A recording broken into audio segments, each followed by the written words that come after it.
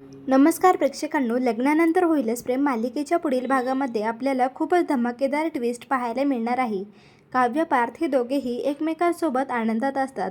लवकरच त्यांच्यात एक तिसरा पाहुणा येणार आहे, त्यामुळे सगळेच आनंदात असतात. तेव्हाच अचानक गुरुजी काव्याला फोन करतात आणि तिला शुभेच्छा आणि आशीर्वाद देत असतात. आणि गुरुजी म्हणतात की मानिनीने मला सांगितले आहे की तू गरोदर आहेस, आता स्वतःची काळजी घे. आणि मला तुला एक खूप महत्त्वाची गोष्ट सांगायची आहे, त्यामुळे मी आज दुपारी मंदिरामध्ये येणार आहे.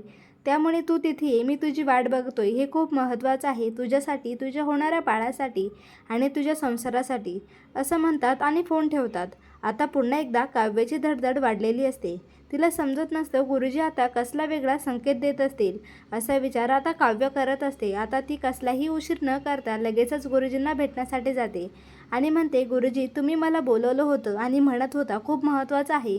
काय झालं गुरुजी? काही वाईट संकेत तर नाही ना?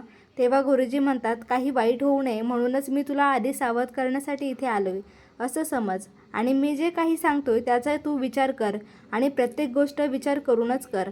आता तू खूप जास्त सावध राहायला हवे. कोणावरही आंधळा विश्वास अजिबात ठेवू नकोस, कारण कोणतीही जखम मुळासकट जात नाही. त्याचे व्रण हे कायम तसेच राहतात. तू जितकी सावधगिरीने राहशील तितकं तुझ्यासाठी आणि तुझ्या बाळासाठी चांगलं आहे, हे कायम लक्षात ठेव. तेव्हा काव्य म्हणते, नक्की काय म्हणायचे गुरुजी? मला काहीच अर्थ लागत नाहीये. मी कोणावर असा आंधळा विश्वास ठेवला आहे? सगळे तर आपलेच आहे आणि सगळे आपल्या सुखाचा तर विचार करतात ना? तेव्हा गुरुजी म्हणतात, असं नाही आहे काव्या, सगळे आपल्या सुखाचा विचार नाही करत. प्रत्येकजण ज्याच्या त्याच्या सुखाचा विचार करत असतो.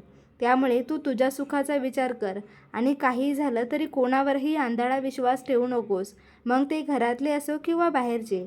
मला तुझी काळजी वाटते, त्यामुळे मी तुला उघड उघड सांगतोय. जे तुझे पहिले शत्रू होते त्यांनी फक्त तुझा वाईटच विचार केलाय, त्यांच्यावर तरी तू आंधळा विश्वास ठेवू नकोस. आता तुला समजायलाच हवा मला काय म्हणायचं आहे. आणि आता इथून पुढे स्वतःची जास्त काळजी घे आणि नंदिनीलाही सांग मी विचारलं म्हणून. आणि तिला तुझ्या आधाराची गरज आहे, तिला एकटं पडू देऊ नकोस. काळजी घ्या दोघींचीही, असं म्हणत आता गुरुजी तिथून निघून जातात. मात्र आता काव्य जे काही बोलले होते त्याचा विचार करत असते. तेव्हा ती म्हणते, माझे पहिले शत्रू म्हणजे नक्की कोण असेल? तेव्हा तिला रम्या आणि वसुंधरा आठवते. पण तिला वाटत असतं की त्या दोघीही आता बदलल्या आहे, त्या पहिल्यासारख्या नाही राहिल्या. पण तेव्हाच तिला पुन्हा एकदा आठवतं की गुरुजी म्हणले होते, जुन्या जखमांचे व्रण कायम तसेच राहतात. म्हणजे रम्याच्या मनात अजूनही पार्थबद्दल प्रेम असेल आणि ती अजूनही पार्थला मिळवण्याचा प्रयत्न करत असेल तर. आणि आता गुरुजींनी दिलेला संकेत तिला लगेच समजलेला असतो. आणि आता गुरुजींच्या संकेतामुळे का होईना पण काव्या रम्यापासून आणि वसुंधरापासून सावधगिरीने वागून स्वतःची, बाळाची आणि तिच्या संसाराची काळजी घेताना आपल्याला पाहायला मिळेल. तुम्हाला हा ट्विस्ट पाहायला आवडला का? कमेंट करून नक्की सांगा आणि चॅनलला सबस्क्राईब करा.